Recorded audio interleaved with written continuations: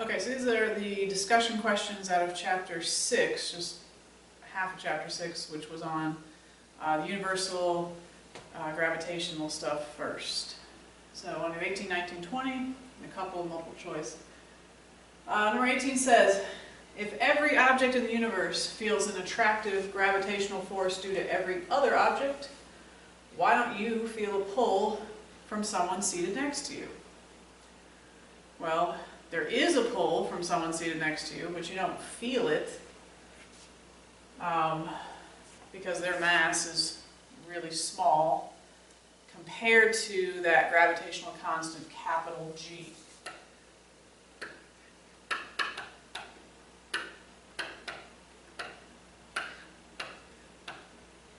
So remember that capital G was 6.67 times 10 to the negative 11. So unless you have a really big mass, you're not going to really feel that force. 19. A mountain climber's weight is slightly less on the top of a tall mountain than at the base, even though his mass is the same. Well, mass of the climber is the same, mass of the Earth is the same, but the distance is changing. If he's slightly higher up and you're dividing by a slightly bigger number, you're going to get a slightly smaller force. 20. Is the Earth's gravitational force on the Sun larger than, smaller than, or equal to the Sun's gravitational force on the Earth? There was a question like this on the web quest. Well, the force between the Earth and the Sun is equal and opposite. You would plug in the same values, mass of the Earth, mass of the Sun, distance between them is the same. So force is equal and opposite.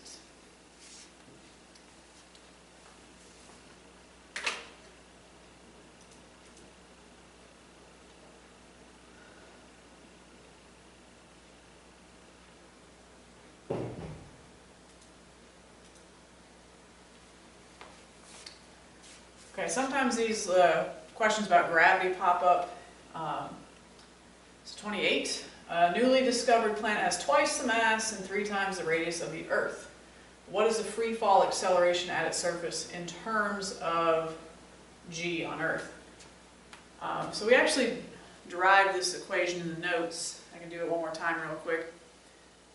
Force of gravity is up there, and if we're talking about that being an object's weight, I have weight because the Earth is pulling me down. I have weight because of that force. Where that was mg. G just equals capital G times mass of the planet, not mass of the object. That canceled out. That's my mass times gravity over d squared. Okay, so good formula to have handy. And now you're just kind of comparing. So if that were all Earth's information, let me compare it to this other planet where I've double m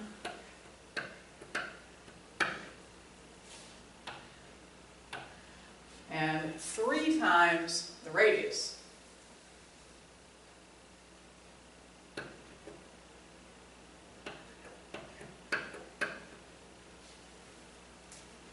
So how does the green compare to the blue?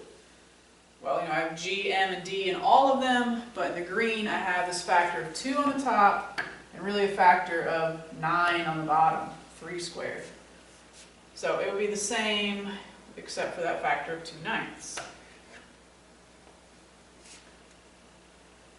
And again, distance would matter more, really, because you're squaring that.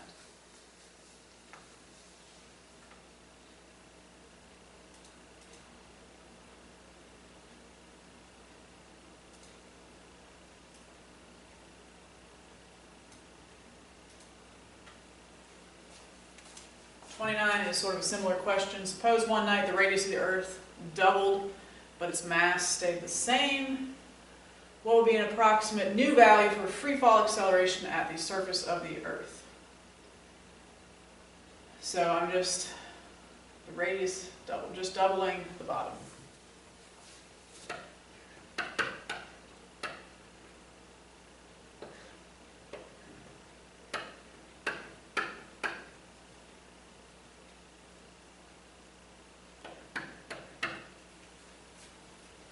So that would give me a factor of a fourth different than what it would have been otherwise. What it would have been otherwise is 9.81 meters per second squared. So a fourth of, about 10 would be 2.5.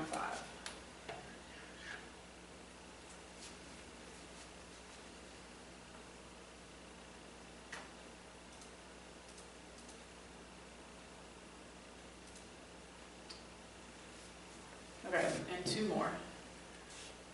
Currently the moon goes around the Earth once every 27.3 days. If the moon could be brought into a new circular orbit with a smaller radius, the period would be what? It is good to know the relationship between period and radius. They are related, not exactly directly, but if one goes up, the other goes up. So this was Kepler's third law, law of periods.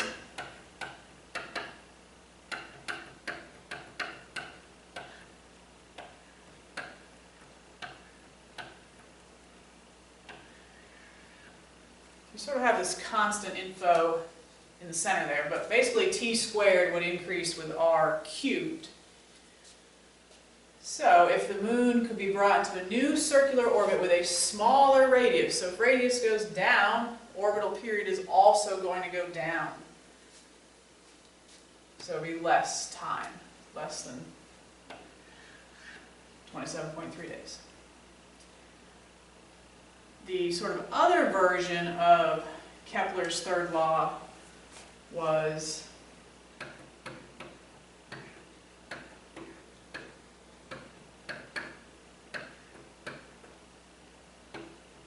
sorry, not three.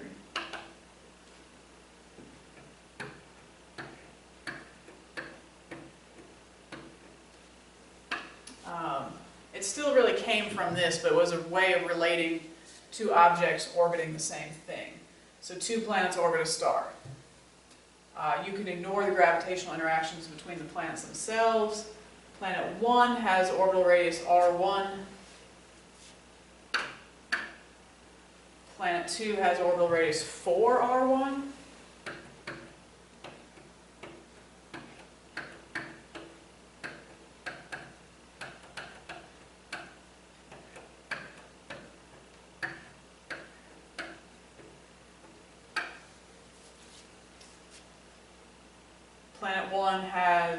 Planet 1 orbits with period t1.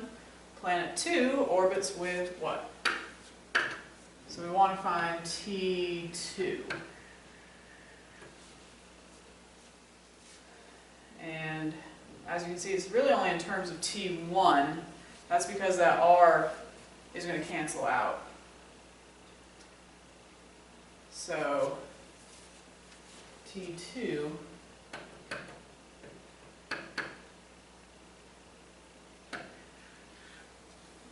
would be the square root, if I bring this over, t1 squared.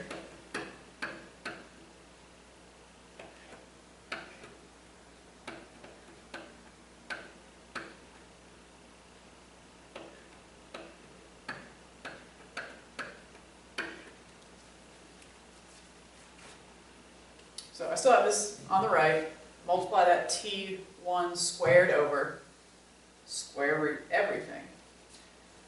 So the r1 cubes would cancel out, but I still have a 4 cubed, and of course you're doing square root of t squared, that would just give you t.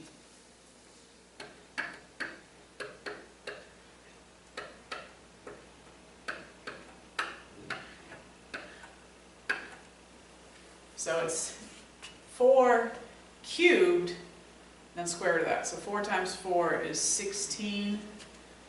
16 times 4 is 64.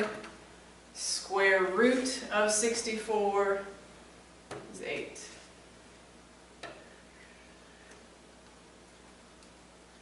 Okay, so that's the conceptual questions for chapter 6.